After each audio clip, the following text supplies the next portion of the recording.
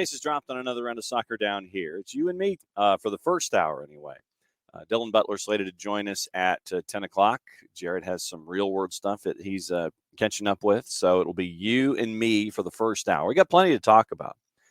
And we've got opening kickoff brought to us by our friends at Kickoff Coffee. We'll get there in just a little bit. We've got coaching stuff that we can get into in Major League Soccer.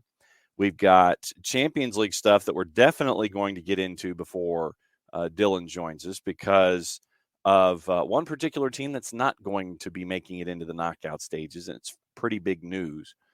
And everything else that is going on this or any other planet when it comes to Ricky, that is definitely what we're getting into here at the absolute beginning. And once again, since it's a Wall Pass Wednesday, it is exchange of ideas as it always is. If there's anything on your mind, bring it to the table and Twitch pitch, and we will discuss as we go here this morning.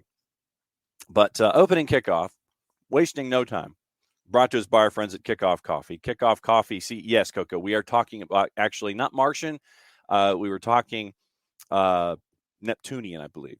And so, Neptunian and Saturnian, I think that's where we were this morning. Once again, brought to us by our friends at Kickoff Coffee, kickoffcoffeeco.com. There's your QR code for those of you who are watching on Twitch. And once again, use that QR code as a part of your purchase for Kickoff Coffee. Use the code SOCCERDOWNHERE15. And then what you get is 15% off your purchase. But then in turn, they take 10% at Kickoff Coffee and they reinvest it into the youth game. So once again, kickoffcoffeeco.com. And once again, with Kickoff Coffee, you can follow them on social media on Twitter, Facebook, and Instagram at Kickoff Coffee CO. And once again, kickoffcoffeeco.com brings us our opening kickoff. So, yes, it is definitely a top league. Neptunian Premier is definitely one that we need to keep an eye on. All right, so here's what I wanted to get into this morning. A couple of awards were handed out yesterday as the awards for Major League Soccer continue to trickle out. And Jim Curtin named 2022 Siggy Schmidt Coach of the Year. No real surprise when it comes to his being nominated and named. So voting results, and it was down to the final three of Jim Curtin, Wilfred Nancy, Steve Cherundolo. Jim Curtin got most of the player vote, almost 1/4 of it all, 23%. Cherundolo was second. Wilfred Nancy was third. The media gave it to Wilfred Nancy by a landslide. You add Jim Curtin and Steve Cherundolo, it's still 10 points short of what Wilfred Nancy got at almost 44% of the vote. GMs gave it to Jim Curtin at almost 30% of the vote. Nancy was second. Cherundolo was third. And so by one of the slimmest margins that I can think of, literally 0.1%, Jim Curtin was named Coach of the Year. Like I said, I had Wilfred Nancy with my vote. If I had a vote, I don't have a vote, but I had Wilfred Nancy over Jim Curtin. And that was the way that I looked at it. So Jim Curtin gets your Siggy Schmidt Coach of the Year. And once again, new points record, first place in the East, second time in 3 years, 9 seasons, club record goals scored, fewest goals conceded, fifth highest regular season win percentage of all MLS head coaches with at least 100 wins at 54.5%. Youngest two-time recipient of the honor at the age of 43, fifth coach overall to win the award multiple times. Bruce Arena won it 4 times. Bob Bradley won it 3. Siggy Schmidt and Frank Yallop won it twice. So that's not the one that I wanted to focus on. I wanted to focus on the other one. Thiago Almada named 2022 MLS Newcomer of the Year. Here's your numbers. Player vote. Thiago Almada, number 1, over Cucho and Georgi Petrovic. And you figured Petrovic wasn't going to be the third. He was going to be third in this vote. Club vote. Thiago Almada by a landslide. Well, by a majority. It wasn't necessarily a landslide. 19% of the vote. You add Petrovic and Cucho, you're still 5 percentage points away from what you saw with Thiago Almada. So club vote, player vote number 1 by 1%, 13.5 to 12.4. Club vote for Thiago Almada, 19.1%. Georgi Petrovic actually was second at 8.5%. Cucho was third at 6.4. Media vote. Georgie Petrovic and Cucho Hernandez, 21.1% each. Thiago Almada, 10.6%. Your final vote, Thiago Almada won by 1.1% of the voting populace. Petrovic had 11.07%. I don't know, well, I do, but for the media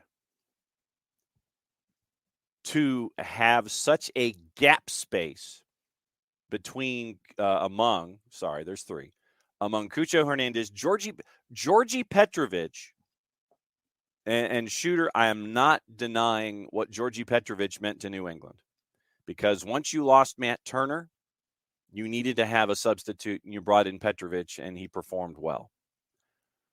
Then you still needed a replacement for Adam Buxa, and I know that is something that Revolution fans are chasing after here in the offseason as your number one request.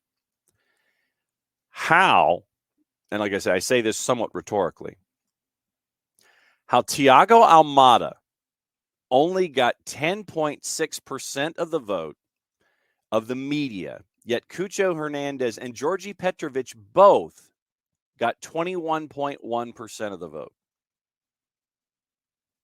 I feel like Seth and Amy should be here. I feel like Seth and Amy should be here as a part of this segment. Really. Legitimately, you guys, meaning the media who voted for this, 10.6% of the vote. Georgie Petrovic, 21.1. Cucho Hernandez, 21.1. Okay, I get. Georgie Petrovic, once again, and 10.6% of the vote for Thiago Almada. Really? Okay. I don't think we need any kind of further explanation. I'd love to know. I would love to have the list of voters. But here's our evidence. Bottom line, when it comes to Atlanta United and what the media feel about Atlanta United and have felt about Atlanta United, it is profoundly obvious that Thiago Almada is an incredible talent. All you have to do is go on social media, specifically Twitter. You do a Thiago Almada search, and you look at the absolute wizardry that you have in an individual like a Thiago Almada. 10.6% of the media vote. 10.6% of the media vote. One of two things is going on here, and I will push them both here. I will posit them both.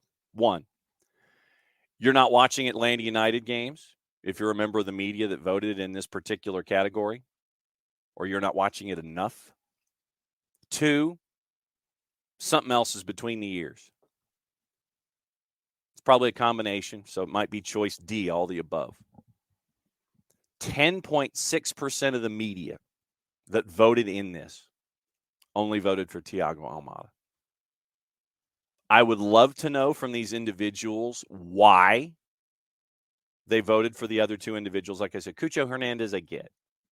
Georgie Petrovic, but the disparity of the voting percentages should tell you all you need to know. When you've had members of the media sit there and admit openly on social media that they have a bias, an anti-Atlanta United bias.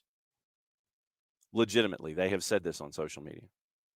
You know, good for you to dial it up at 280 characters and actually say the quiet part out loud. But when you have a vote like this, where only 10.6% of the media vote for Thiago Almada versus Cucho Hernandez and Georgie Petrovic, it says all you need to know about these things. It says all you need to know about them. That's it. We've discussed, on various parts of this show and on the network, we've discussed the awards and Thiago Almada being eligible for 2 probably should have won 1, should have been close for 2. 1 newcomer of the year, as he should have. 10.6% of the voting media. Players that must have known something, because they're the ones that go up against Thiago Almada. There was a close vote between Almada and Cucho Hernandez, but Thiago Almada was number 1. The clubs themselves. Combine Cucho Hernandez and Georgi Petrovic, and you still have 5 percentage points between club vote for Thiago Almada and the club vote for the other 2 combined. Then the media vote. 10.6% versus 21.1% for both Cucho Hernandez and Georgi Petrovic. In the end, it won out. Thiago Almada, 1.1% of the vote. And he gets newcomer of the year, as he should have. But this vote, once again, should reinforce part and parcel what is going on with a lot of the league mouthpieces. And it's disappointing. You don't want to recognize talent. Why? You want to anger one of your largest fan bases in the league. Why? I'd love to know. Anybody that wants to come to the table and actually let me know this kind of stuff, I'd love to hear it. They've got a golden ticket. I'll say it right now.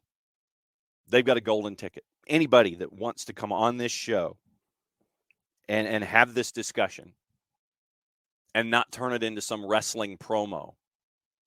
Although I admit we do our own share of wrestling promos on this show because we understand and we have fun about it. I want to know. I want to hear it. As someone who covers the league, I want to know why these folks think the way they do. You just don't like Atlanta? You don't like Atlanta United? Don't like new shiny things doing well early on in their careers as a franchise? You don't like, the proverbial apple cart being upset? I want to know why. One of you has actually come out on media and social media and said it. I want to know why. What's your beef? Without turning it into some wrestling promo and turning the thing upside down to where you want to try to monopolize any kind of a segment. Anybody that wants to come that voted in this media thing, on the media side in this particular award, you got a golden ticket. Come on and you can let it ride. We'll talk it through. Absolutely. So, Thiago Almada, despite the media vote, got 2022 Newcomer of the Year. That's your opening kickoff, brought to us by our friends at Kickoff Coffee, kickoffcoffeeco.com. I will find the QR code once again. There it is. Block my face. A lot of folks think that this is a compliment, and it's actually better for the show when the QR code blocks my face.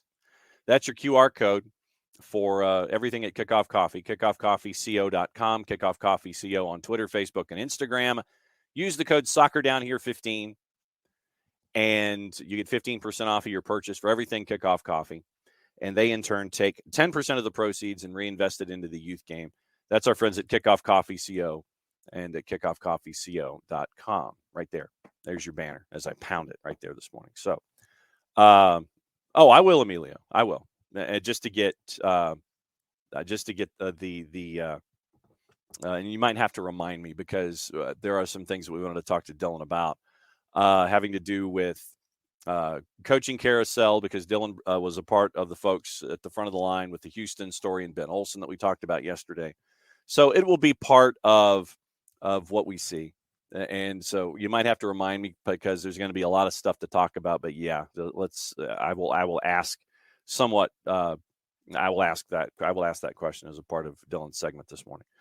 But there is a lot of other stuff to talk about because we're getting into conference finals. We want to talk to Dylan about what happened, what will happen, coaching carousel, all those kinds of things as we go forward. But now the other thing this morning, and then welcome back from vacay, Abby. So, yeah, and Amelia, and that's the thing, and that's probably part of it too. But all right, so news came out yesterday. We're sticking with Major League Soccer, and I want to ask Dylan about this too. From Stejkal and Pablo Maurer, that Major League Soccer is considering a significant overhaul of the playoff format. And this is going to take a little bit because it's a bit of a heavy read. So, once again, anonymous sourcing due to the sensitivity of these still ongoing discussions. This particular source said that the league which goes to 29 when St. Louis City SC comes to the table.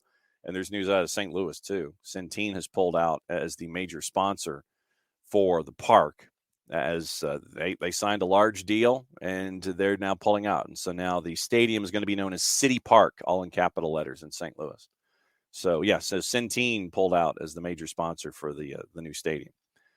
May increase the total number of playoff matches from the current 13 to roughly 30.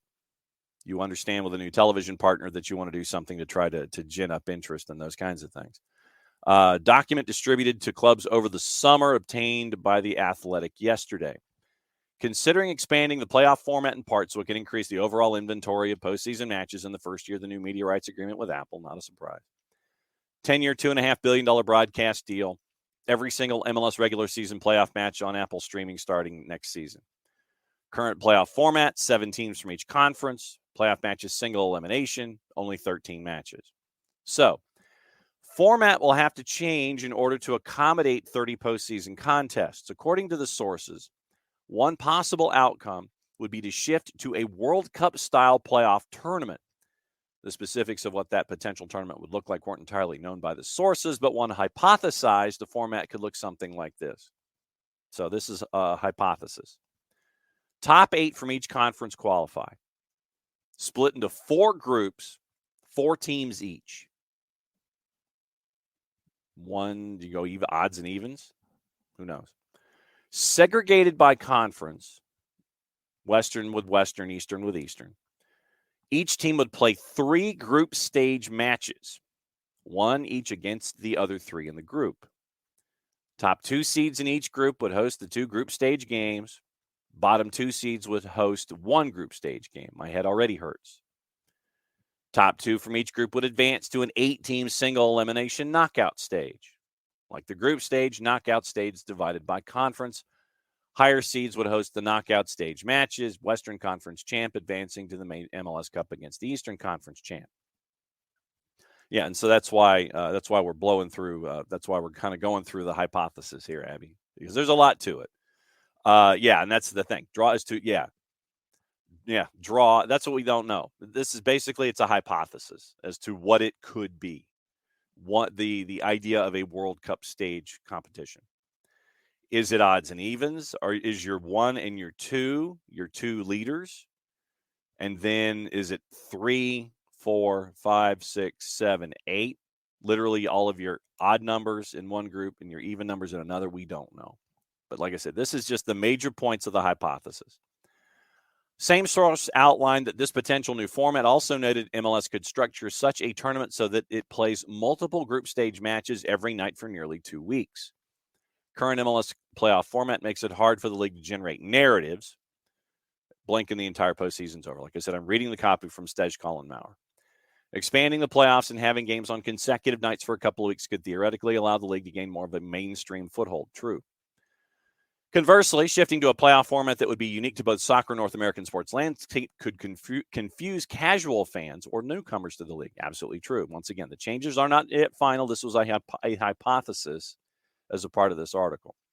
Source said that a committee of high-ranking MLS owners and officials discussed the World Cup-style format this summer. The proposed change was viewed favorably. Approval for such a change would have to be granted by the full Board of Governors, next scheduled to meet in mid-November in Brooklyn. Also in the article, the league could potentially consider other formats that would get it closer to its target of 30. Simply revising the current format to a 2-legged system with a single championship game will result in a 25-game postseason schedule. League's playoff format has changed multiple times throughout the 27-year history. In its earliest years, 8 of the league's 10 teams qualified for postseason. The league employed a best-of-3 format for conference semis and finals. Tweaked that system in 2000, split the league into 3 divisions. The league's top 8 teams, regardless of division, advancing to the playoffs. League stuck with that format for some time, evened out the number of teams from each conference that qualified, and did away with the best-of-3 system, moving to 2-legged matchups. In 2019, the league introduced the current streamlined single-elimination format. So that's the rundown of the alleged new thing. But once again, it's alleged, and there's some hypothesis in it. Here's what I would do. I would bring 8 teams in, and I know that there were, I think it was, I forget who it was. I think it was Colonel. Colonel wasn't a fan of bringing in 8. You have that in other sports. NBA's got 10. NBA's got a wild card round with 7, 10, 8, and 9. And then those 2 go into the 8, and then they go. You've got a series with Stanley Cup playoffs where 8 go in, best of 5, and then you work your way forward. I see no issue with bringing in 8, considering that you're going to 30, and eventually I'm sure you're going to 32. So I would have 8 from each conference, 2 legs, and let that be. And honestly, if MLS Cup is 2 legs, there you go. That's what I would do as a part of this. And I don't know. Maybe for me, it's too simplistic an idea. And we'll get into what you guys think coming up here in just a little bit. But for me, 8, 2 legs, Wednesday, Saturday, Thursday, Sunday. Liga MX does it. So why can't Major League Soccer? And go ahead and make your MLS Cup a 2-legged final also.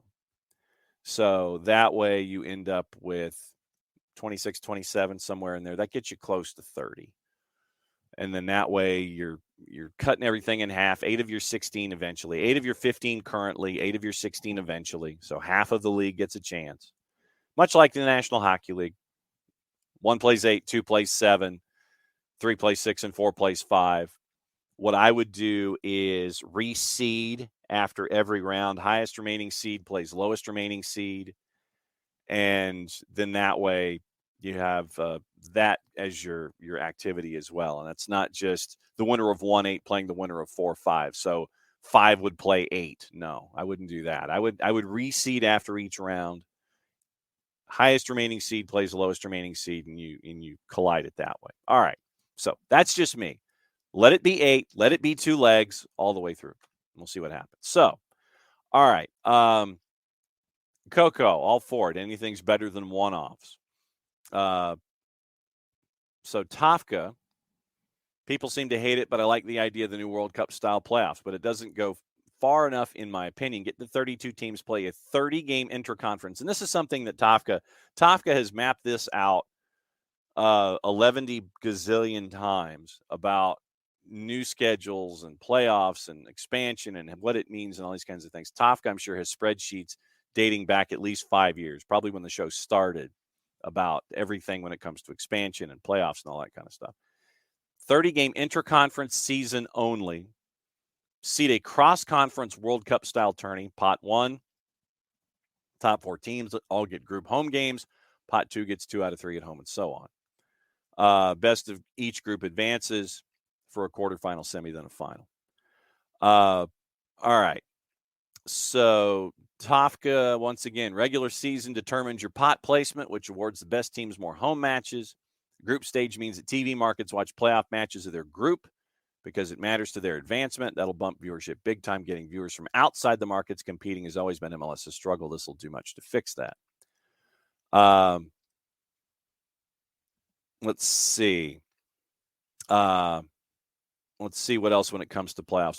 We'll dial back into the Almada thing as a separate topic here in just a little bit. Let's see.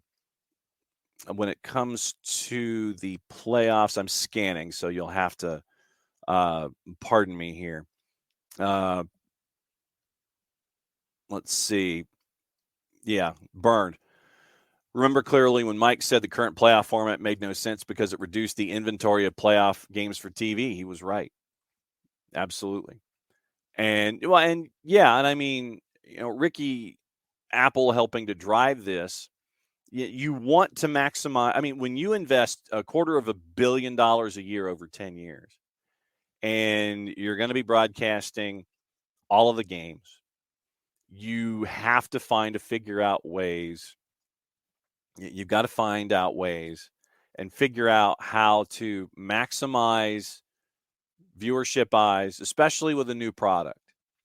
And then how you're going to lay things out that way. All right, so we have this new thing. How do we draw eyes to it? New playoff format.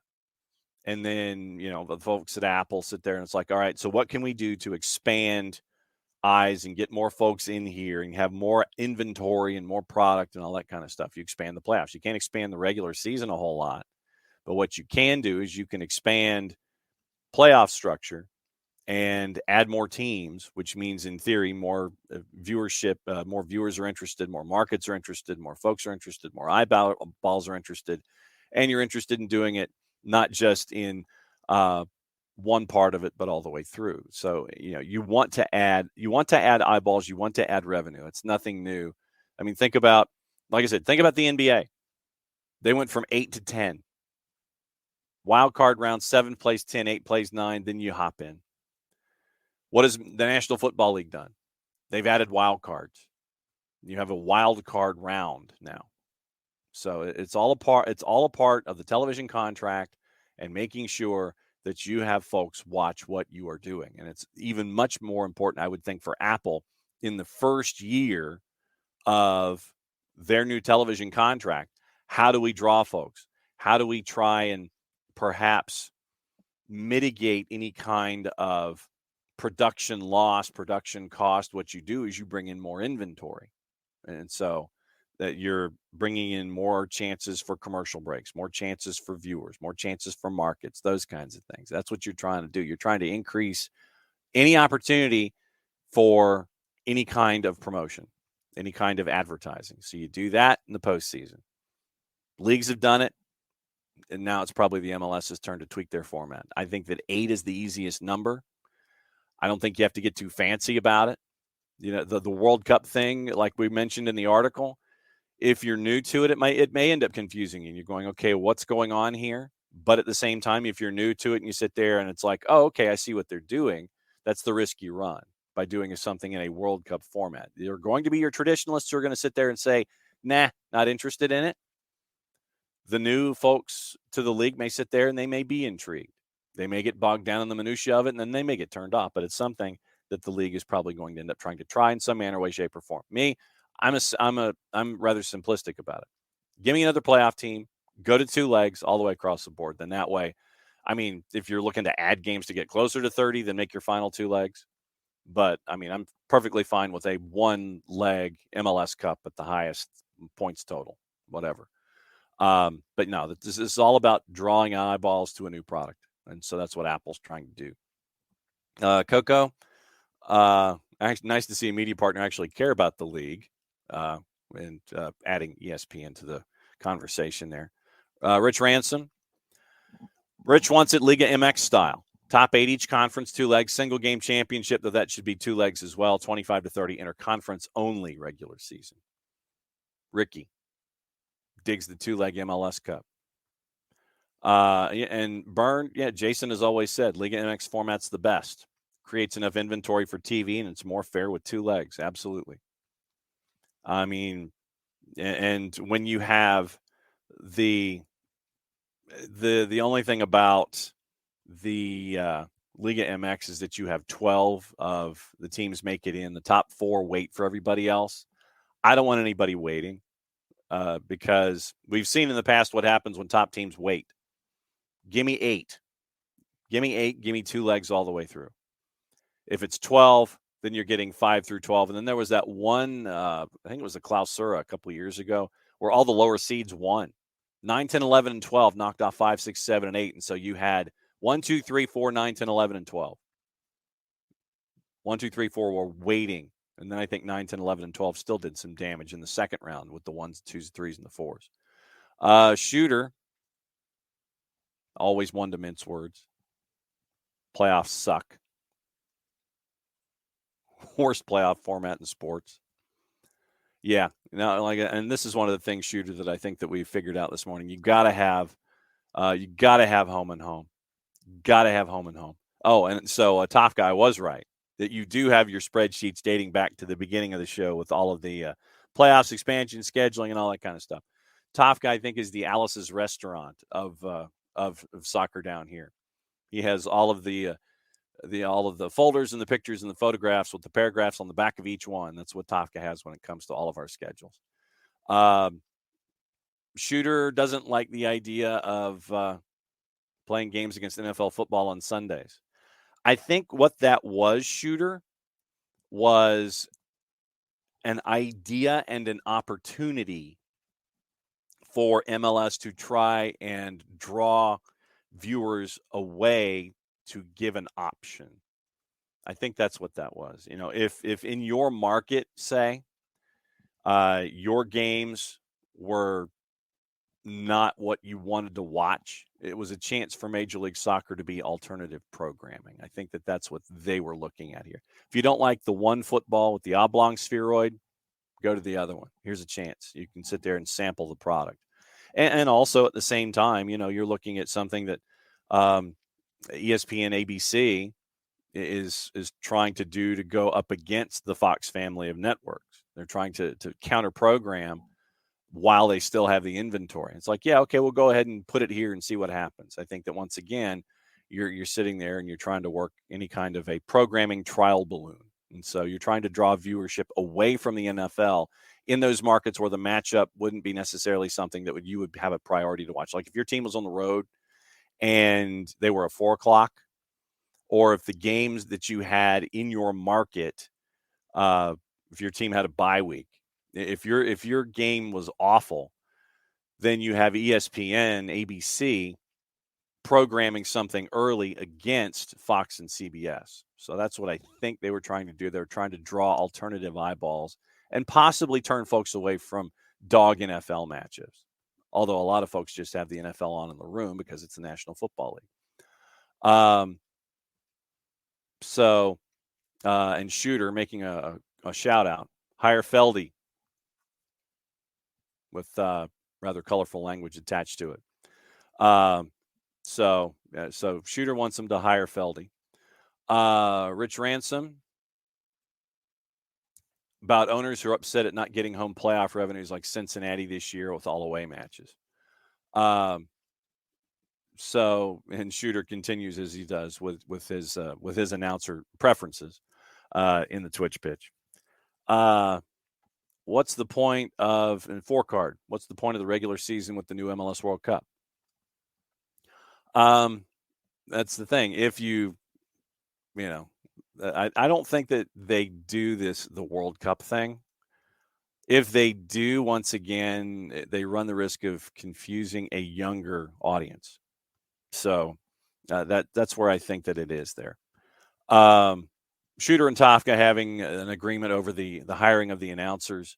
I think that Tafka is looking for Fernando Fiore as a part of it. Yeah, and Shooter, that's what I do.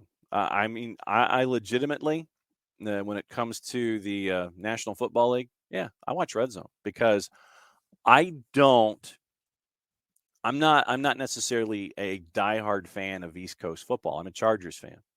And so waiting for everything else going on, Red Zone for me is the easiest way to digest what's going on with the National Football League. I would also hope that that Major League Soccer on Apple would do a Red Zone channel. So that way you can have all of the activity that's laid out there for you. And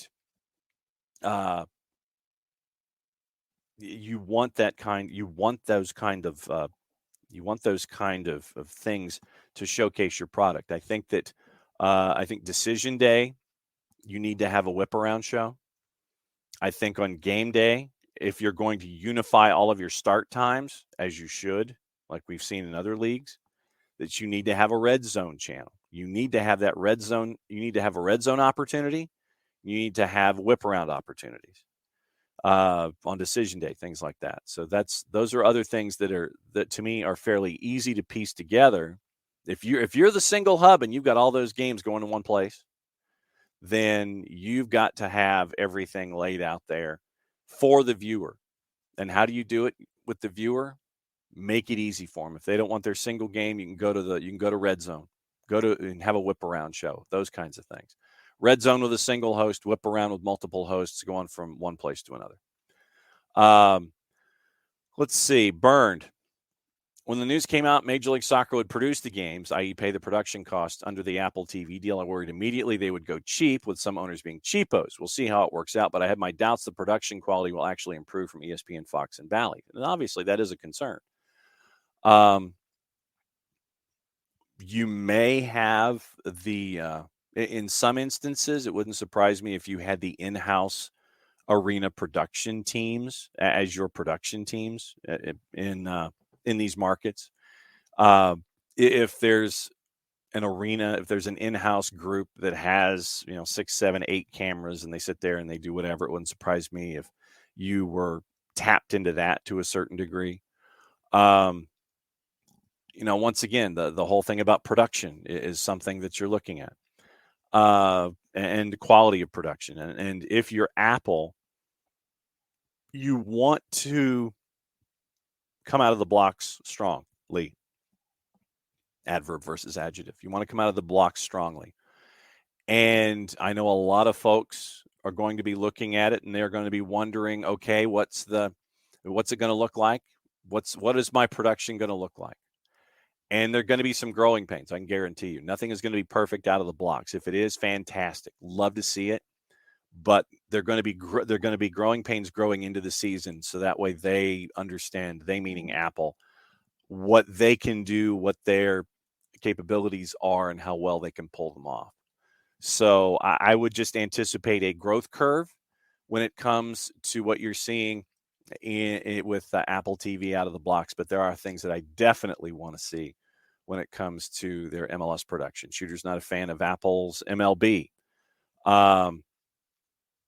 Let's see. All the extra games. They're not explaining the rosters. Yeah, and they're not explaining cap either, Rich. They're not explaining cap. Absolutely not so far. So, and that's the other thing. Be transparent with your cost. Be transparent with your rosters. Be transparent with your cap, and all those things. So, there's a lot of stuff, Rich, that needs to be explained, and transparency traditionally is a good thing when it comes to making sure that a league in a new place is heading in a great direction. Abby, with the TV production element, some females, please, absolutely. I would anticipate that you'll see Jillian, you'll see Susanna Collins, especially because of their product that they have tied with Major League Soccer out of the blocks. That you'll see the two of them specifically. Then the other decisions are, do you take from other networks, or are those individuals happy with where they are right there? So that is going to be, I want to see, and that's the other thing, is that you have all of these broadcasts going on a weekly basis, incredibly talented people across the country. And as Shooter was looking for Dave Feldman to be promoted to be a part of this. Does Dave, because of his history, and does he become one of the Northeast hub play-by-play guys, if it would be something like that? No, there are a lot of talented people that you do wonder about their futures. And so that's something that you're really gonna look at going forward.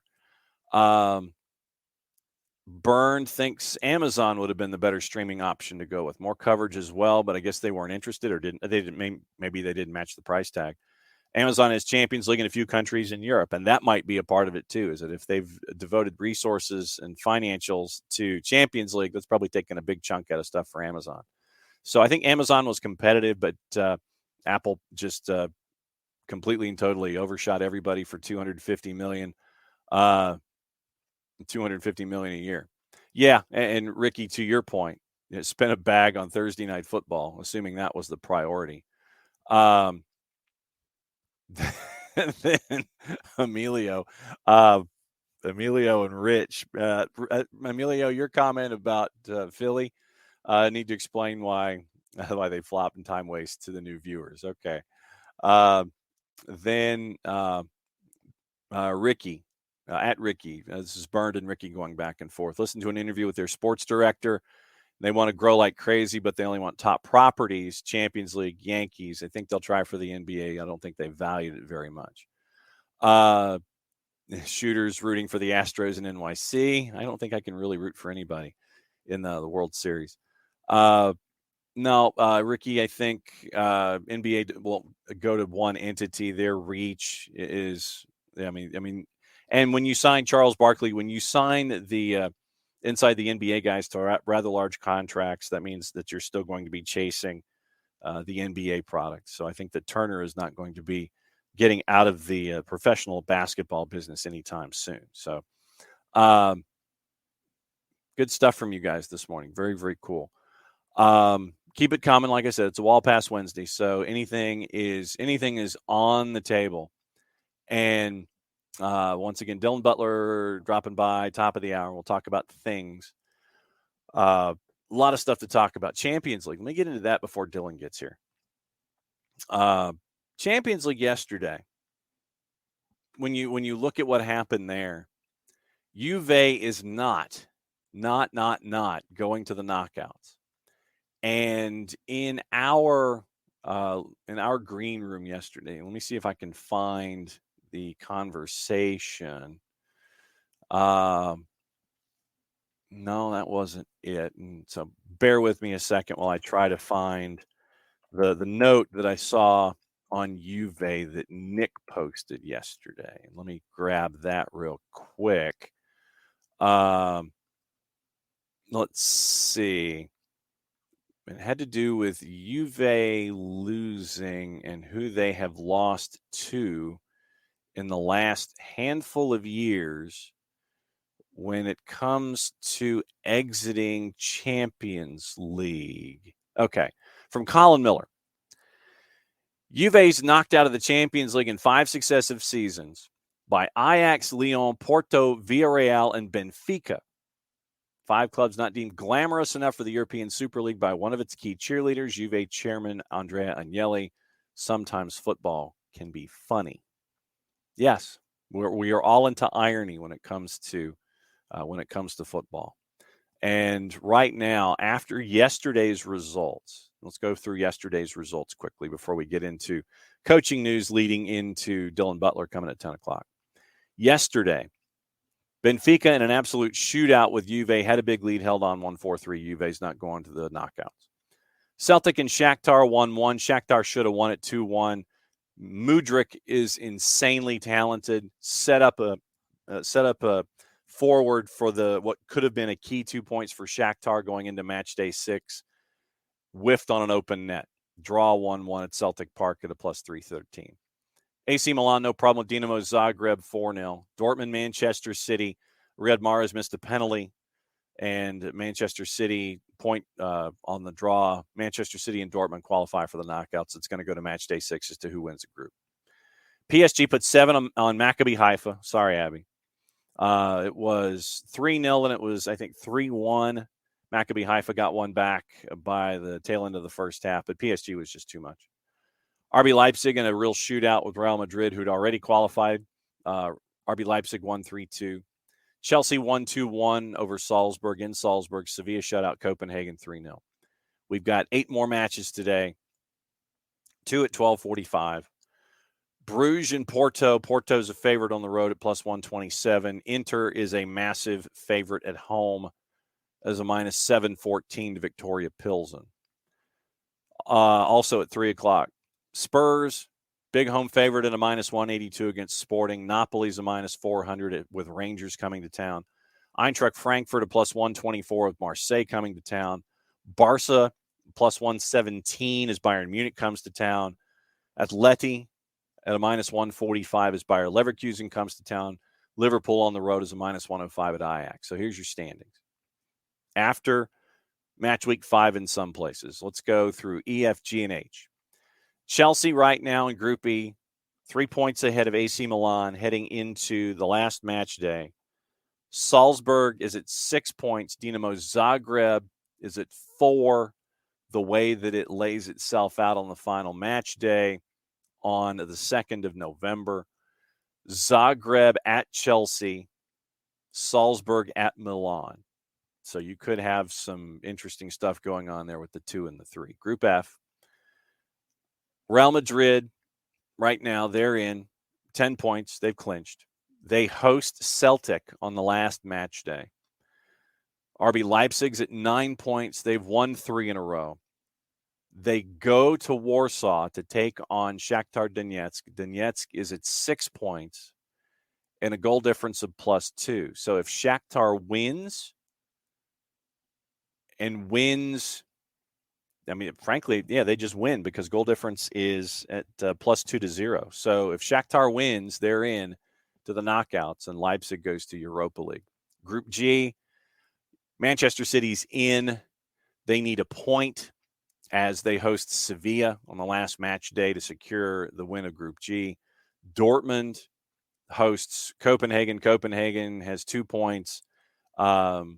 They have not scored in the group stage, and they're hosting Dortmund. Dortmund is at 8 points. Copenhagen with 2 draws.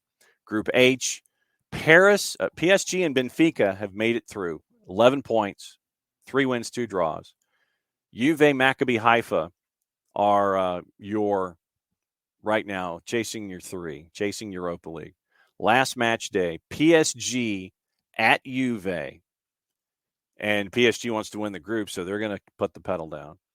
And then Maccabi Haifa hosts Benfica. So Maccabi Haifa gets a result hosting Benfica. Juve won't even go to Europa League. So we'll keep an eye on that. So today, here's your standings going into what you're looking at. Group A, 4 match days. Napoli and Liverpool are 1 and you're 2. Napoli's won all 4 of their matches at 12 points. Liverpool's 3-0-1. They're at 9. Ajax has lost 3 in a row. They're at 3 points. Rangers has only scored once in their first 4 matches. Group B, Bruges, 10 points, 4 matches played. Porto, 6 points. Atletico Madrid, 4 points. Bayer Leverkusen, 3 points. So Bruges has a little bit of breathing room, but Porto's coming to town today. Group C, Bayern Munich, 12 points. Inter, 7 points. Barca is at 4 points. And Pilsen, once again, no points, 3 goals scored in 4 matches. So the deal is this. If Barcelona loses to Bayern Munich, match day 5, and if Inter gets a point, against Victoria Pilsen, Barcelona is not going to the knockouts either. All of the machinations, all of the financials, all of the stuff that they did to get to this point, Inter gets a point against Victoria Pilsen, and they're hosting Victoria Pilsen. Barcelona does not go into the knockouts either. That's big. Group D. It's a mess. Absolute mess. Spurs at 7 points, Marseille at 6, Sporting is at 6, Eintracht Frankfurt at 4. Next 2 match days will determine everything in Group D. But the storylines of the day, really the storyline of the day, Barcelona. So keep an eye on Group C. Bayern, Barca, Inter, Victoria Pilsen. Barca and Juve could both not be heading to the knockouts if they keep out what's going on. So that's your Champions League stuff that we're keeping an eye on. What else? Let's see. What are you guys talking about here that I missed since they're doing their stuff? All right. Turner needs the NBA. That is without question. Let's see. And then the back and forth with Philly. Okay. Salzburg needs to win in Milan to advance. Let's see. Like I said, you guys are having conversations. That's what Wall Pass is all about. The fact that the Atlanta fans are going at Rich, the resident Philadelphia fan. By the way, Rich, the scarf, it's over there in the office. Thank you very much. So Rich and the Atlanta fans are going at each other, and that's always the fun part. Dylan Butler slated to join us in 5 minutes. News this morning out of Major League Soccer looks like Christian Lattanzio, according to Tommy Scoop's Tom Bogert, might be getting the full-time gig at Charlotte. and it looks like it's going to be a deal through 2025, from what we understand. Removed his interim tag, finalized and signed. Charlotte have agreed on new long-term contracts with sporting director Zoran Kernetta, director of scouting Thomas Schalling, head of analytics and technical scouting Lissandro Isse as well. Technical director Bobby Belair signed a new deal earlier this year. So that ties down all of your leadership to Charlotte in the foreseeable future. So that's your news out of Charlotte this morning. Lattanzio gets the interim tag pulled, and he will be there for the foreseeable future. Let's see if there's anything else MLSian before we go. All right, so let's just go ahead and go with what 538 says. 538 has done their math. LAFC, 76% to make MLS Cup, about 50-50 to win it. Philadelphia, 69% to make MLS Cup, about 1/3 to win it. NYCFC, therefore, is a 31% chance, according to 538, and an 11% chance to win it. Austin, therefore, is a 24% chance to make MLS Cup and an 8% chance to win it. So your four contenders, no surprise in orders. Your ones, LAFC and Philadelphia, your 1 and your 2. NYCFC is your 3. Austin is your 4 as the 2 seed out of the West. So we will we'll keep an eye on that one as well. USMNT pre-World Cup training camp. A collection of MLS-based players who are in contention for national teams World Cup roster, conducting fitness workouts now through November 5 in Frisco, Texas. It is Gaga Slanina, Aaron Long, Shaq Moore, DeAndre Yedlin, Walker Zimmerman, Christian Rodon, Paul Arriola, Jesus Ferreira, Jordan Morris. The squad stands at 9, or the group stands at 9. More will continue to be added as seasons get completed for the MLS-based crew, and this is from our friends once again in MLS Soccer. You look at Sean Johnson, Kellen Acosta prepping for the conference finals. MLS Cup is set for November 5th, and some players haven't had full games since Decision Day on October the 9th. Overseas-based players compete with their clubs until roughly a week before the tournament begins in late November. The roster reveal set for November the 9th at a roster reveal event at Brooklyn Steel in New York City, watched on ESPN2 and on the Plus beginning at 5 o'clock Eastern. Once again, remember, November 21st against Wales, 2 o'clock. Black Friday against England, 2 o'clock. Iran on the 29th at 2 o'clock. That's what you're looking for there with those particular things. Good news for Caleb Wiley. Saw this yesterday with Caleb, and Caleb getting a call up, and it was good stuff to see that. One of 16 players called up to the U20 Men's Youth National Training Camp once again, now through the 6th. So great to see that for the 17-year-old. And represented the U.S. U20s at the Revelations Cup in Mexico City back in September, started against Mexico in a 2-1 loss. Mikey Veras' side won the 2022 CONCACAF Championship, clinching qualification into the 23 U20 World Cup as well as the 24 Olympics in Paris. Caleb Wiley, 5 appearances with the U.S. U20s, 3 appearances with the U.S. U17s. His first season, 18 of 26 starts, over 1,500 minutes left back, left wing, 1 goal, 2 assists, scoring that MLS goal in his league debut, and the last goal late against Sporting Kansas City with the big crowd at Mercedes-Benz. So great stuff to see there from Caleb Wiley as well. So that's always going to be cool when you see stuff like that with Caleb Wiley and with anybody that gets that kind of a call up for Major League Soccer. John Arnold letting us know that the Mexico roster is coming today. So we'll see what happens there as well. Who's in, who's out. Striker position, I know a lot of folks are looking at that and wondering what's going on there. Perry Kitchens just coming across in the last hour. Perry Kitchens announcing his retirement on his social media in August of 2021.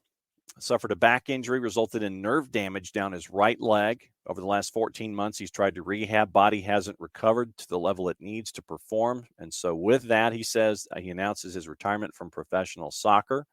Doesn't know what the future holds. Look forward to the new challenges ahead and extremely lucky to have lived out my dream. So Perry Kitchen retiring from competitive soccer today after 14 months of trying to rehab after a back injury. So Perry Kitchen retiring from Major League Soccer. And so since it is 10 o'clock, it is that time where I try to find the graphics quickly, which I never can. So it's time to introduce somebody who always comes in and puts up with me on a Wednesday. So here we go.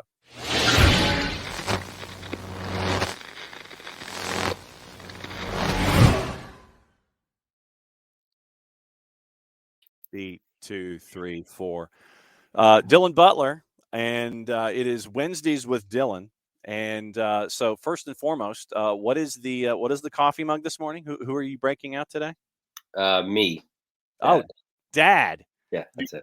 So nutritional facts on Dad. Yep. Let's see. I would probably say 100 grams of Sleepy most mornings. Dedicated, devoted. Oh, okay. Yeah. But you get your daily recommended allowance of devoted and such, and dedicated. Yes. Yeah. Strength, guidance, 0 quitter, 0% quitter in that nutritional facts. Yes. All right. So how was Friday night? We always have to have our high school update before we get into Major League Soccer. So what was Friday? Yeah, I mean that was the game of town over, which was that was exciting, right? So it was so close that our director, as I was en route, texted me and said, "Hey, can you bring an extra power strip?" And I was so close that it was only a 5-minute ride that I literally was able to come back home, go back there, and still have plenty of time to spare. So, yeah, game was good. Sayville won, beat West Hampton. West Hampton Beach is a younger team, a lot of juniors in the team, so they'll be back next year. Sayville is in Suffolk County's Division 3, the powerhouse. They've been the powerhouse. You might know a name to have come out of Sayville, which is Jack Cohn, was the quarterback at Notre Dame. Before that, Wisconsin, was with the Colts in the preseason. So he's kind of, he's Mr. Sayville there. So game was it was actually weird because we did the same game last year, right? Friday night, same situation. And it ended up being the same exact score. And it wasn't even like 21-7. It was 35-6. That's hard. Like yes. You missed the extra point in both of those games if you're West Hampton.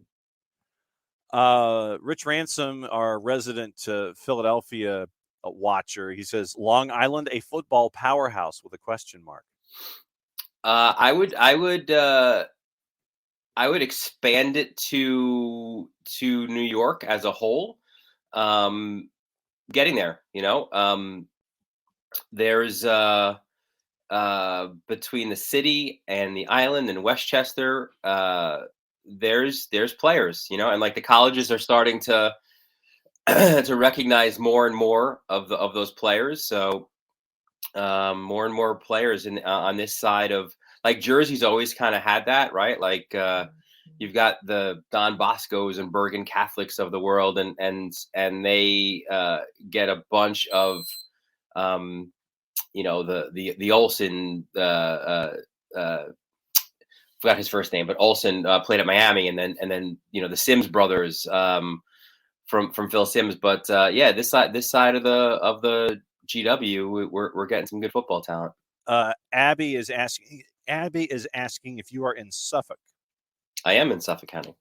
Because if she would have stayed in New York, she would have gone to North Babylon High. Yeah, that's not too, probably 3 towns over or so. Not too far. Okay. And Greg Olson is the name Thank you. that you were chasing. Yes. Yep. Yes. So Rich, our resident Philly individual, he's the one who got Greg Olson correct. All right. So, yeah, no, I anything having to do with the U, Rich, is perfectly fine. I just, when you try to do the thing with the thumbs, especially me, my thumbs kind of get to like right here, and then my hands start to violently shake, and then they start to peel off and go this way. They can never meet. That was one of the better. There's been a lot of very good 30 for 30s. That was a very good one as well. Yes. 1 year.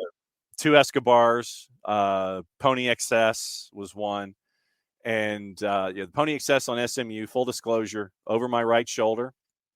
The quarterback from Southern Methodist University, Lance McElhaney, that sawed-off quarterback, Lance McElhaney, ran the option with Eric Dickerson and Craig James right there, autographed football jersey right there, because it was one of those that could not be left unsaid. Okay, a lot of stuff to get into this morning. Yeah.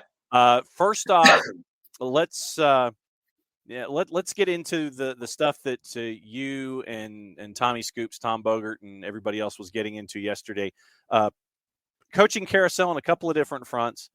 And we talked about it yesterday, but I wanted to get your thoughts on it. The idea of Ben Olsen et al. And Houston. What's the latest there? Good question. Certainly discussions, pretty multiple discussions happening. I think if you're a Houston fan, like certainly a lot of mixed emotions, right? Like with the different candidates that have come across, and very different, right? Like a Ben Olsen, who's an MLS lifer, who had some early success with DC United, obviously not a lot later on. But he was obviously with DC forever, so it would be a new situation for him. Hugo Perez, an interesting one, right? As well, another guy obviously has plenty of MLS ties, having now coached the El Salvador national team and utilizing a lot of those younger MLS players as well. And then, Juan Carlos Osorio as well, having interviewed for that job, another guy obviously with MLS ties, very tied in with South American soccer, and obviously the former Mexican national team head coach. So Hector Herrera knows him well. So yeah, a lot of different ways you can go with this. It would seem like Houston will be paying well, I think, for this position. Yes. So I think that's what has intrigued the candidates. The one that I'm a little bit confused about is Wilfred Nancy maybe here talking to Columbus, right? Or is Columbus just putting a name out there, sitting there trying to draw interest to make sure that they are still in the spotlight, trying to get a new coach? I mean, you may as well shoot for the top, right? Yeah, no. I don't. It's a strange one for me because Nancy's obviously worked his way up through Montreal. He's got a year left on his contract. Has had success there. Columbus would have to ask permission and then probably also compensate, considering he's under contract, which again wouldn't make a ton of sense to me. So that's an intriguing one as well. And then the other coaching carousel news, right, is the thing that we've heard about a long time, Christian Latanzio becoming official now at Charlotte. Love that move. Again, I've got to see him pretty closely here when he was with Patrick Vieira at NYCFC.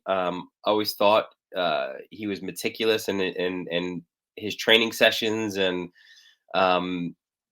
obviously his CV speaks for itself. So and he's had success, right? Like in the 20 matches I think it was that he was in charge. So 26 points out of those 20 matches, got the team right to the precipice of potentially becoming the latest expansion team to make the playoffs. So I think that's a good hire for Charlotte. And have you heard anything about any of the other vacancies, or is everybody just kind of lying in wait until the season's over, interim or otherwise? Haven't heard, but I would, unless they've got some big big name lying in wait. I would think that Nick Cushing could probably lose that interim tag, considering this run to the Eastern Conference Final for Yeah. NYCFC for a second straight year. Yeah. But that's just a guess. Pep Guardiola incoming. He does. He does love New York. Yeah. I fully expect him at some point to be the NYCFC manager. Mm-hmm. At Absolutely. some point. Yeah. Just not like right now. Just give it a couple. Probably not. Yeah. Yeah. When he's finished with Champions League runs and things like that. So far we had we're down to the conference finals. Mm-hmm. What did you think about what happened last weekend? So I'm pretty bummed I didn't do a bracket. Yeah. Because and look, I fully expect everyone to hammer me on this, but it would actually be perfect. Wow. Because as you remember last week, we talked over the Montreal NYCFC. I had picked NYCFC. You picked Montreal. True. I had picked. I put it out there that I picked. I think I put it out there that I put here that I picked Austin. I thought Philly would win. I picked going back. I said Cincinnati would beat Red Bull. I don't think they've been that hard to predict to this point, to be honest. Where I've done worse, full disclosure, is on my my year-end votes. For the major ones, I think I'm like 0 for 3 now. Yeah. I did not pick goalkeeper of the year. I did not pick coach of the year, or at least accurately. Did not pick newcomer of the year. So 0 for 3 for me on those. But the playoff bracket, had I done one, would be perfect. These are now the tougher ones to go by. But yeah, to your question about the last round, go back to Thursday, right? I think Cincinnati could hold their head high, right? Like they battled Philly, man. That was contentious. It was feisty. It was nasty. Loved it. Mm-hmm. And to be fair, Andre Blake showed in that match, right? Like why he's the goalkeeper of the year. Came up with some massive saves. Mm-hmm. And then El Trafico again lived up to it, right? Like you're on the East Coast and you're like, can I stay up? And Yes, you can. It's intravenous, right? Like that energy, man. Like it's incredible stuff. It again delivered in a big way. Galaxy pushed LAFC right to the death, and then Arango, right, finishes, and it's kind of telling in a way, right? Like where there was all this talk when Gareth Bale was going to come in, like, what do you do with Arango, right? Like, where does he? And they need a DP number 9. Well, they actually have one, and Arango has proven that. And then after he scores a goal, he goes all like, winning Wimbledon and goes up into the 6th row. So, do we have confirmation on who that individual was? I do not. Okay. That person did not have a big taco, though. I will say that. I know, but yeah, he did go full Pat Cash. I mean, that was. And then on Sunday, NYCFC just they get the early goal, and then the second one really seemed to deflate Montreal, right? Like they get a late cosmetic goal from Mihailovic, but I think again it was NYCFC, as they did in the first match against Miami, kind of like, listen, we're the champs, right? Like we've been there, done that. We've got the same guys we're rolling with, so. Showed some of that swagger that they showed last year. Yeah. And really interestingly here too is they're following a very similar track to potentially getting to the cup again, right? Like where they were home for the first match, and then it's on the road from there on out. So, yeah, and then Austin, right? What great scenes at Q2. Um, we are still hearing about their receipts, I guess, that they're keeping from preseason predictions. Whatever works for you guys, fine. I guess. But the good news for Austin is they'll be underdogs this week, so they could again have that flag, right? That's the narrative. Nobody believes in us. Okay, so looking at the numbers, juice box is early, and LAFC is a minus 196. 30-minute, your 90-minute draws a plus 362, and Austin is a plus 462 to win outright. Does that seem about right to you? Does Austin have a snowball's chance? Oh, 100% they do.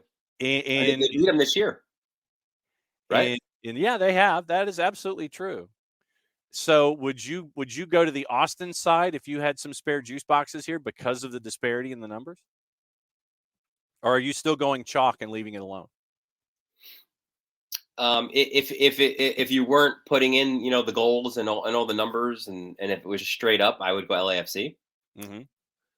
But if you're telling me, I don't think Austin's a major underdog, right? So you could put a few shekels down on Austin for sure. Okay. Then on the flip side with NYC and Philadelphia, your juice box is here, little closer. Philadelphia is just on the minus side at a minus 114 in the composite. 90-minute draws a plus 271, and NYC is a plus 292. What do you think about those numbers? Yeah, I mean, you like apples? How you like them apples? One of my favorite movies. It should be. And by the way, an underrated part of that movie is he puts the burger on the dash and is like, not, your sandwich is on layaway. I like that part of the movie. I got a number. Bang. Yeah, no, this one should be closer. Philly did win both matches this year. Both were they got the early goal at Yankee Stadium. I remember that one. And they won it late at home against NYCFC. So, but this one's really hard, I think, to predict. I don't know. Like the storylines are great, right? Like Philly, it's the rematch of last year. Philly had missed 11 players, so many starters. Mm-hmm. They still battled NYCFC to the death. It was a super tight game. They probably should have won. They didn't. NYCFC went on and won the cup. I love that it's the late start, right? Because it's going to be a wild atmosphere. Chester after dark. Yeah, buddy. So yeah, no, NYCFC having won so many of these big games, is Bedoya back? Right, yeah, another big question. Yeah. So yeah, I mean, I would expect it. I think they hand these out of the playoffs throughout the mass confrontations. I expect a few mass confrontations. Yes, I believe in this one, maybe even with a trainer again, right? Like the head trainer might where he hulks up and gets a fight. Yeah, where he's pushing NYC players away, gets the red, and then gets applauded for the walk off. All the Atlanta United folks in the Twitch pitch are looking forward to having Philly lose. But Rich, our Philadelphia Union flag bearer, he says that Union versus NYCFC is the rivalry and that they beat NYC with Tati in the lineup. So there's a lot of hope. There's a lot of angst in the Twitch pitch for Well, there should be. the Atlanta United fans against the Philly fans, and then the Philly fans trying to make sure that they can push their way through and get the result that they're looking for. Philly's funny. And you said it was Rich, right? Yeah, Rich Ransom. Yeah. Yeah, Rich might take umbrage with this, but so Red Bull NYCFC is the derby, right? Obviously, Mm-hmm. New York is red, New York is blue, and it almost feels like Philly has tried to like poke in and find a rival, right? Like, is it Red Bull? Is it NYCFC? Like, it's not DC. Like, like they're in a weird spot there. Mm-hmm. It's hard to have like a 3-team rivalry. A little bit, but I do think, to Rich's point, though, I do think that the bigger matches intensify a rivalry, and we saw that with Atlanta and Red Bull, right? Like a couple years back when it was, big matches in the regular season, certainly the playoffs as well, right? So I think now that this is now the third time that Philly and NYCFC have met in the playoffs. And back-to-back now for the Eastern Conference Final. And I think a lot of the heat that you saw this year in the two matchups were based off of last year's game. So 100%, I think, it's not well, there is a natural New York Philly one, no doubt, right? Giants, Eagles, and Mets, Phillies. Rangers, Flyers, yeah. Rangers, Flyers, yeah. So it fits that, it fits that narrative for sure. But then you add it with the playoffs. So I will agree with him that at least for right now, that this one is pretty hot between these two teams. And we have a point made by our resident New England Revolution fan, Shooter McGavin, who is, yes, exactly. Shooter points out that November 5th is MLS Cup. And also it would be Game 7 of the World Series. So Shooter is looking for the Union to lose both games on that day, lose MLS Cup to the Western Conference foe, and then lose Game 7 of the World Series. So that's the kind of love that we have in the Twitch pitch this morning toward Rich. Wow. No love for the city of brotherly love. None whatsoever. Abby's asking if there's any word on the new stadium for NYCFC. No. Not yet. No. The running question. What's funny was, if you, I don't know if it predates. It certainly predates like Atlanta's entry into MLS, but the running joke a long time ago when Nick Sakavich was the president GM of the then Metro Stars and became the Red Bulls. When the same thing, it was, hey, when, new stadium, when is that going to happen? And there was all the running joke was always, there'll be an announcement. We'll likely hear something in the next 60 to 90 days. And that continued on and on into years. So every time I'm asked about the new stadium, I always think back to those days, when they were playing in a cavernous giant stadium, and thinking back to the 60 to 90 days part. It was pretty funny. Oh, the Athletic with the alleged probable, perhaps playoff format to expand it to 30 for their new TV partner. What do you think about that idea? Does everything have to have a World Cup format? I would say no. I just want it to be straight. I just want it to be straight eights, 2 legs all the way through. That's what I want. Yeah, I'm with you, right? And then you do that. How many matches is that then? It's high 20s. Right? Like, so they put out 30 as a number, right? Like there's 13 playoff matches now. Mm-hmm. When it was you, me, and Jason shooting it here on a Wednesday, like we had the same. We were all, I think, in agreement. We're all fans of the 2-legged series, right? Yeah. And now think about this, right?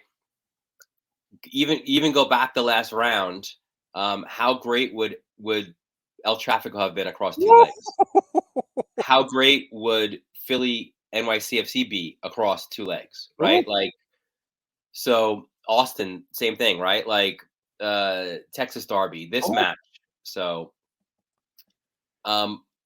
You get the feeling though that MLS probably in its thinking is like, we don't want to go backwards. Let's go forward thinking. Liga MX is Um, 2 legs. What's so backward thinking I, about that? I, I'm a fan of the 2 legs. I'm not a fan of like Leagues Cup. I think is going to be a World Cup format, right? Like everything we're hearing is everything's got to be World Cup format. World Cup format. Hashtag. I, I don't get it. I mean, look, this is one of those that obviously has legs because it was leaked to the Athletic with the idea of, hey, what does everybody think? Like put it out to the MLS fans and get their thought before it actually gets released, or scrap it if everybody hates it. But yeah, I'm not a fan. I look. I feel like you can get, if you want to expand the playoffs. Yes, you do your 2 legs and maybe even have a play-in game, right? A one-off playoff game in each conference, and now you've added 2 more games to it. But I'm fine with MLS Cup being a one-off, and then everything else after that should be 2 legs. Yeah, I mean, and that's I can do that as well. But yeah, just the notion of, even if MLS Cup were 2 legs, just to get you to like 27, 28, somewhere in there, that puts you into the high 20s with those legs. But yeah, and we were talking about it in the first hour when I went over the details. I mean, the NBA has gone berserk, where they now have the play-in wild card round, Yeah. was 7, 10, 8, 9, and then those winners get into the 8, and then you go from there. I mean, it's to expand and give more revenue for the NBA. You saw it with Major League Baseball, adding wild cards. You saw Like it with I love the NHL playoffs. yes. Obviously, those are best of 7. I'm not suggesting to do that here, right? But Oh, that'd be best of 7s. I don't think there'd be any players left for NYCFC or Philly after that. Oh man, that'd be awesome. I think Martinez he might get like 3 reds in a 7-game series. Absolutely. Like he'd get a red in the first match, be suspended for the second. He would get a red in the third, be suspended for the fourth, and then he'd probably pick up another red like in the 7th game. Yeah, especially if there's nothing behind it, and your team's up, and you sit there and you make that tackle. You definitely could see Martinez with at least 1, if not 2 reds in a 7-game series. Man, that'd be great. Before we go, we were getting into the new. You mentioned that you were so far incorrect on a couple of the player of the year votes and the coach of the year votes, things like that.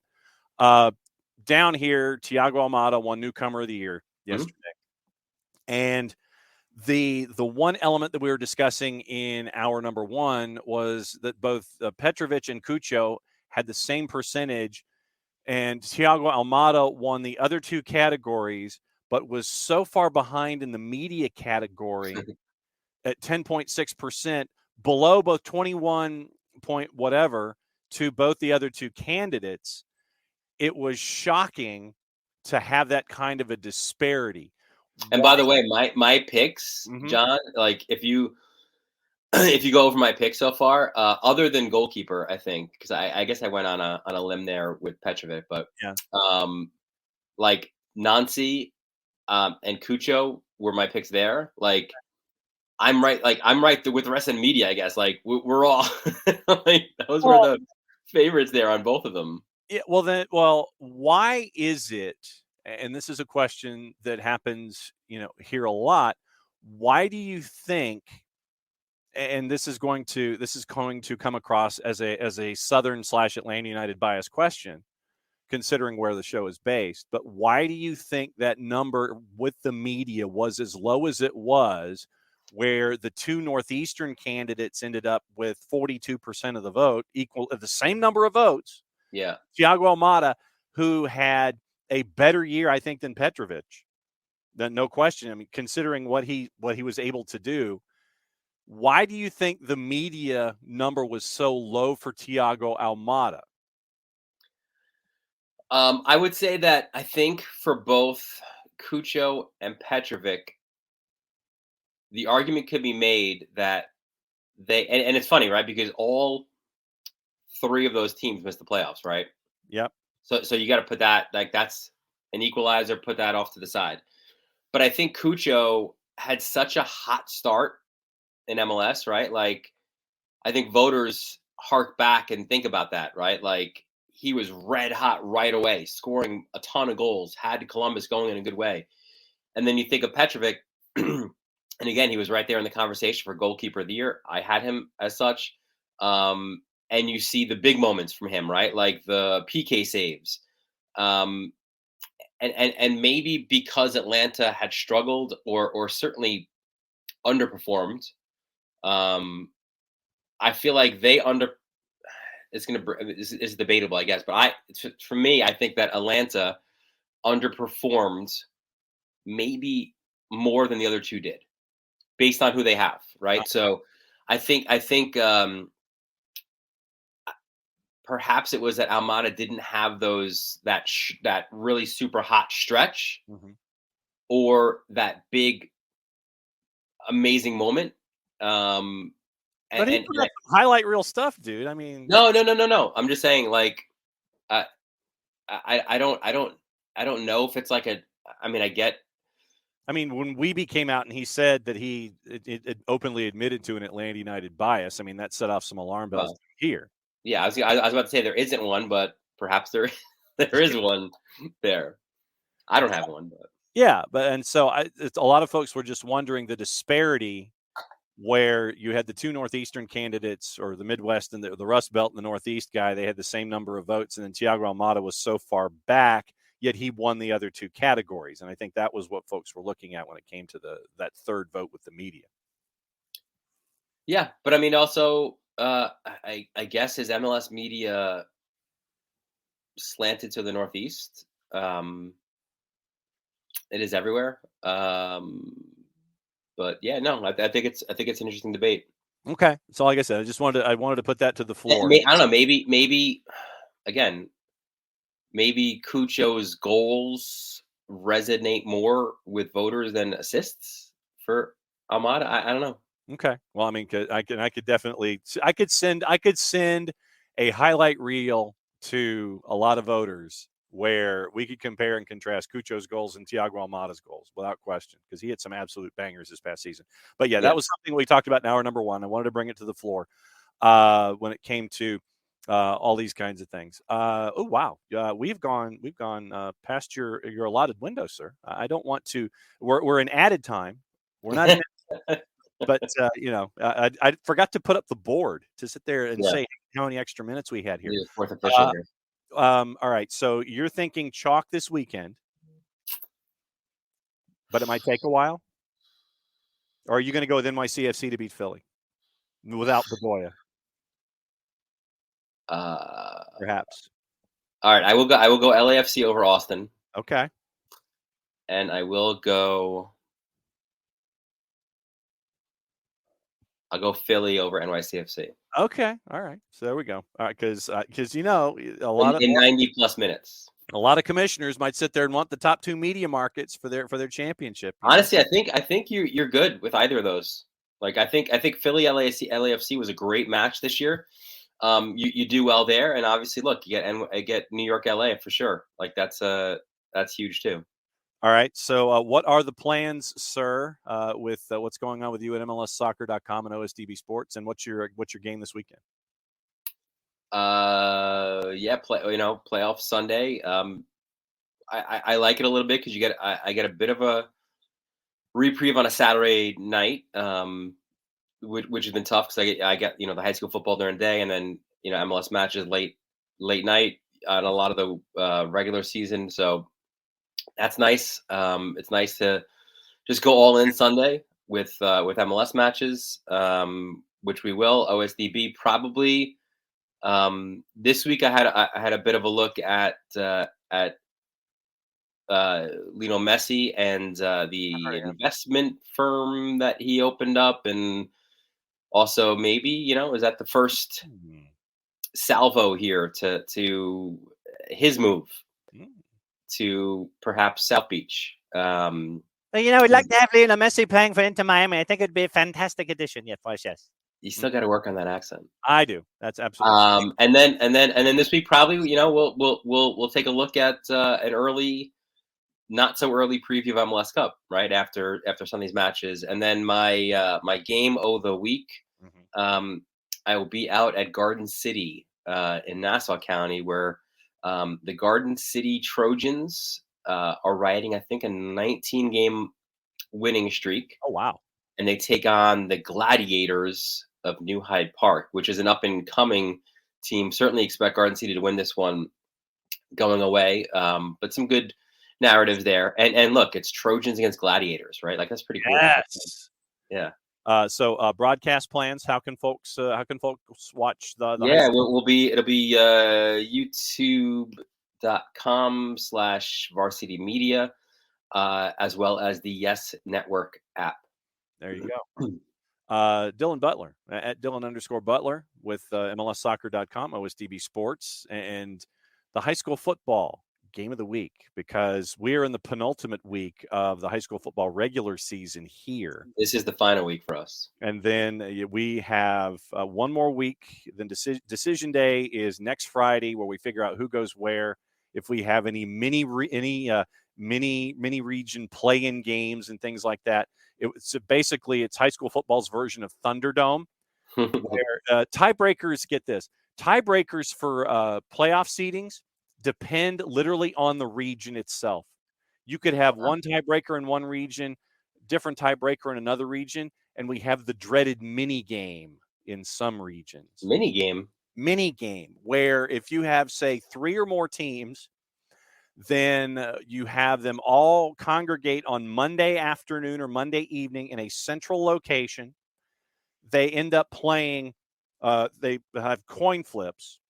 Then you have the teams that win the coin flips have the option of whether they want to watch the first game or they want to play in the first game to set a marker. And then they play a quarter. In real, they play a 6-minute quarter, like a half of a standard high school quarter.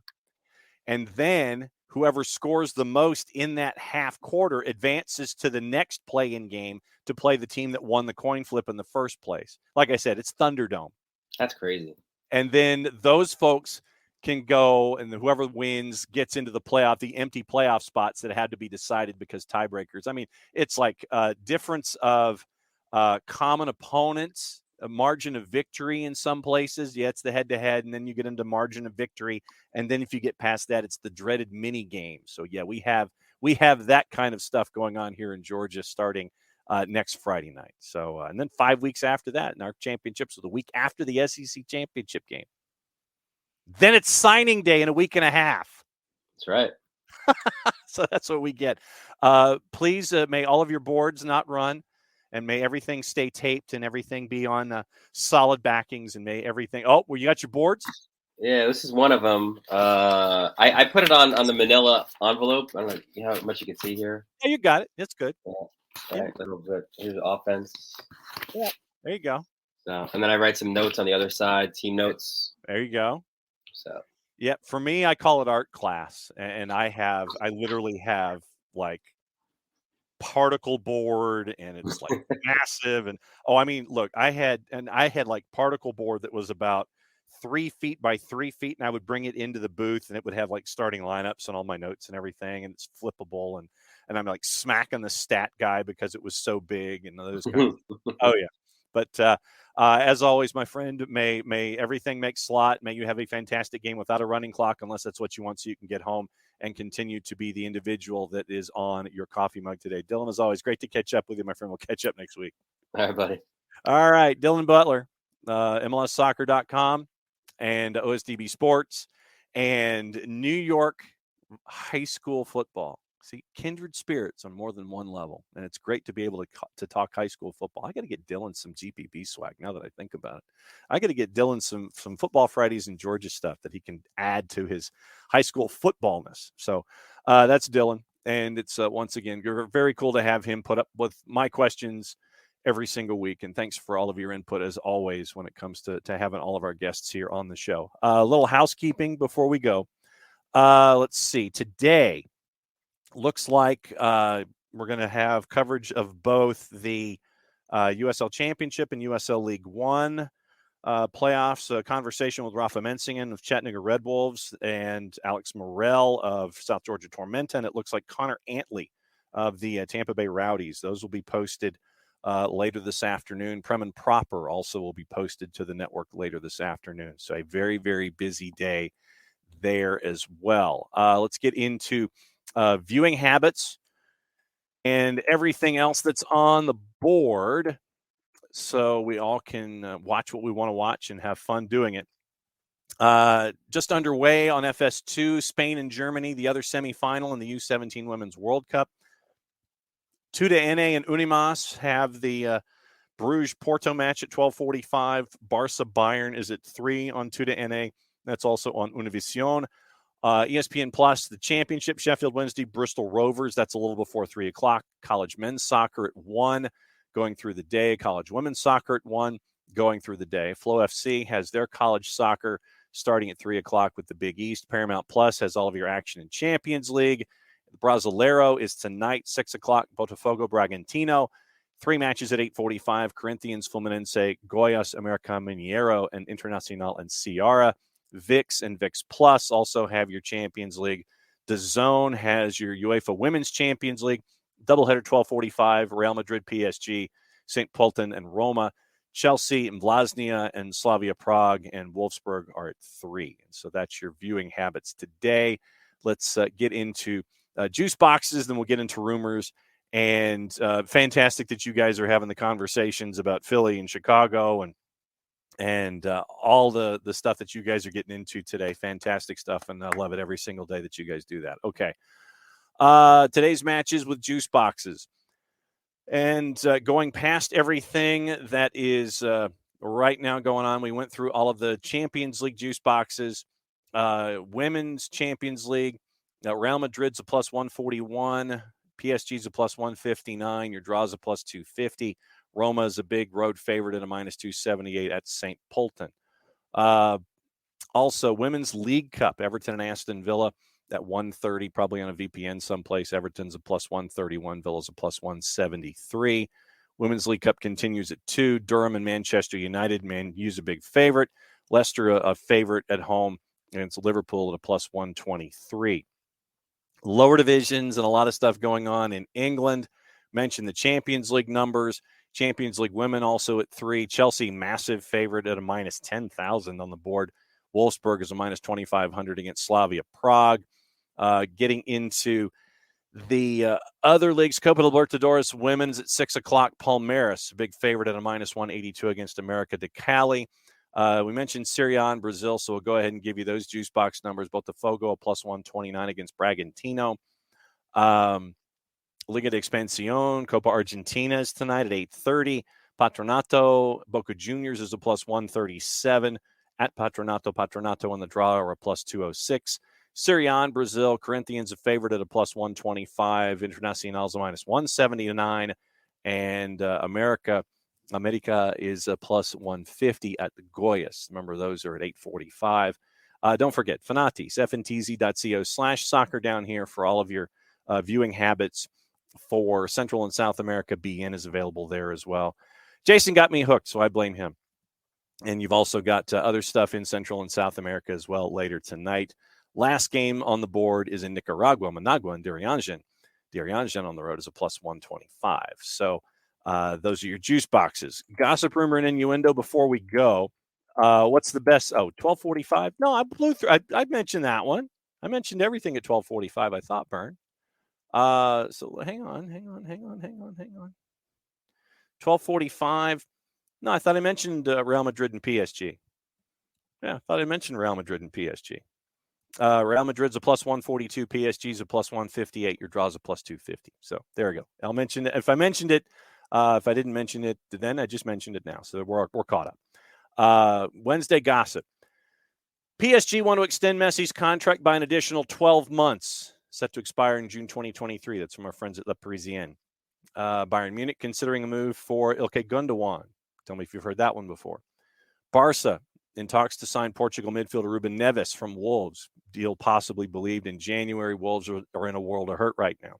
Chelsea could make a bid to sign Brazil midfielder Bruno Guimaraes from Newcastle, but Newcastle's hoping to fight off the interest by offering a new club record contract. Juve are also keen on signing Guimaraes. That's from our friends at Calcio Mercato. Good luck on that, especially for not making Champions League. Sporting Lisbon manager Ruben Amorim says everyone at the club dreams of Manchester United forward Cristiano Ronaldo returning to the club. However, the Portuguese side can't afford him. Ronaldo's options of a move to the U.S. include Inter Miami, LA Galaxy, and LAFC. That's from Kevin Baxter at the LA Times.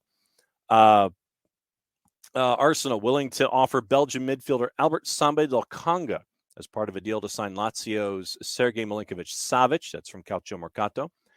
Arsenal will back manager Mikel Arteta with £50 million in the January transfer window. That's from the three-letter paper, so take that at your own peril.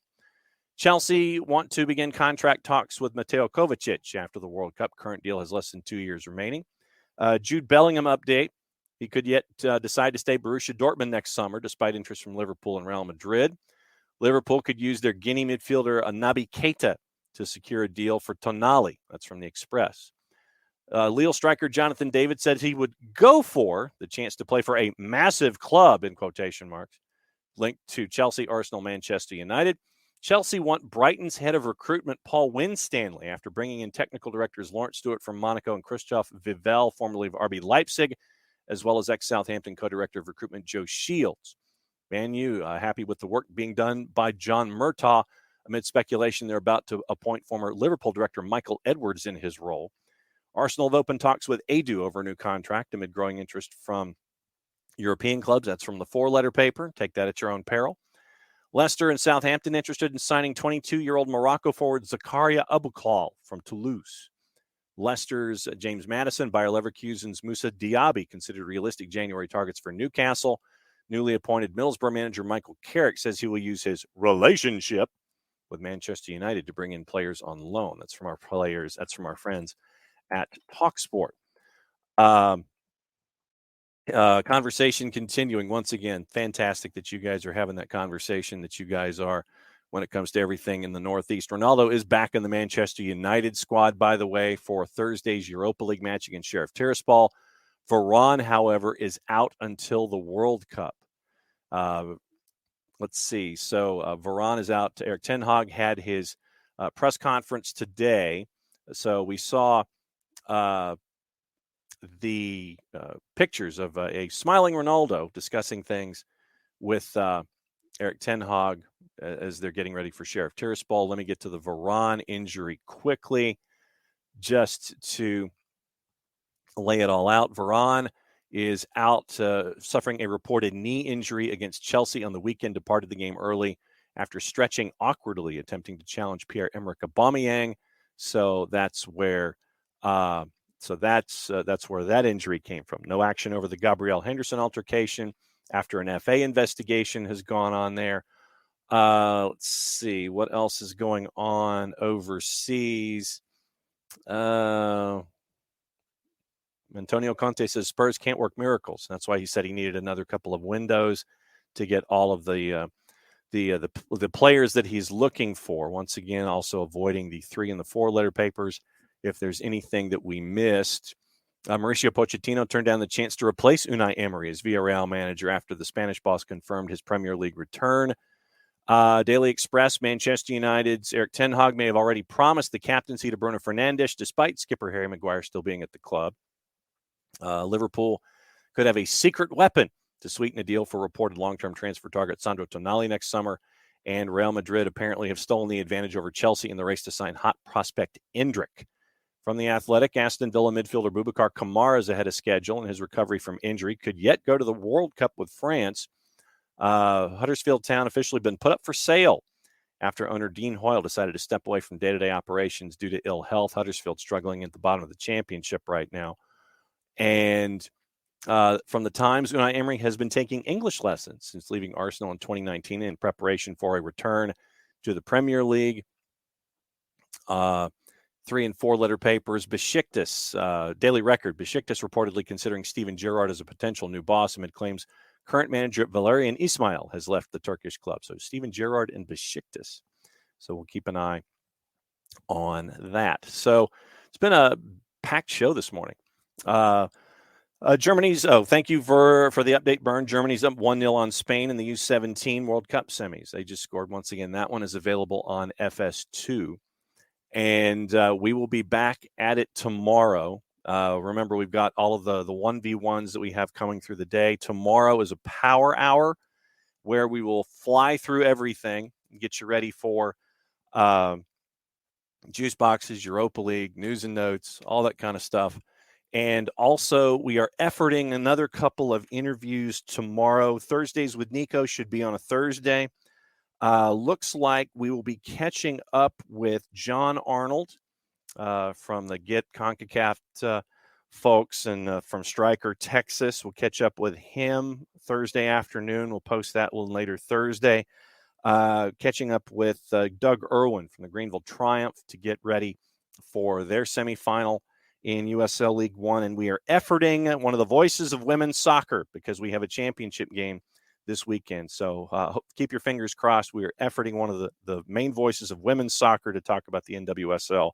So keep your fingers crossed on that one. So all that stuff is released on Thursday. Once again, later today, it is Chattanooga Red Wolves, it is Tormenta, it is Tampa Bay, all that stuff in prim and proper released to the network as well. So you guys keep talking. I'm going to sit here and stare at a co-pilot who is in his bed right here. But love the fact that you guys are going back and forth about Philly and New England and broadcast crews and all that kind of stuff. I will leave it to all of you guys to keep talking, and we can continue to pick this stuff up again tomorrow. Oh, actually, one more thing before we go. Got to read a promo because because that's what it's here for. They help kind of pay the bills a little bit. So let me get the music queued up, and it'll be the last thing before we go, as opposed to the thing we do at the middle, considering everything just kind of collided itself. It collisioned itself. So here we go. Before we go, just to let you know, soccer down here brought to us by our friends at the Lemonize Service. Rotor-free cleaning service is one place you need to go. And it is the Lemonize. The Lemonize service categorizes in close places like houses, apartments, and condos. Created a customized solution to Lemonize organic coated red food. Realtors and property managers use Lemonize service to Lemonize that others to help accelerate their own steps and answers. Turnkey process. You can look at the property manager. Kind of the environment we like that Tuesday, offering a great clean way to get rid of odors, but no toxic residue whatsoever. Differences from breeds for our other things and make that much for public coverage. Because if you reach under the public coverage, you have to masking spray it in the air. That's all you're doing. Masking odors. Why they call it a masking agent. Not attacking the problem all the way down to the molecule, like our friends at the Lemonize Service with the proven scientific formula. Price is very, very one of two ways. Either by cubic feet or parts per million is up to the price that's affordable for you, offering 24 hours or less. More info, you go to the website, lemonize.com. This is where I pick up my pen because we have a request. After.com, go to /Atlanta from the north part of the world if you're addressing the plums, and they can help you tackle your problems. Your full homework assignment. ELIMINIZ.com/Atlanta, lemonize.com/Atlanta, Lemonize Service, Rotor Creek, Fresh Air, Lemonize Service, proud sponsor of everything SBA on a Wall Pass Wednesday. So that is finally, the man reads the promo and gets everything squared away. So, poorly implemented. Go look at the. Well, okay, so all right. So here's what happened. I think it was Coco. I had my mic level where it is. It has not changed ever in the history of the show. But apparently in replay, when I read the promo, the music you can barely hear.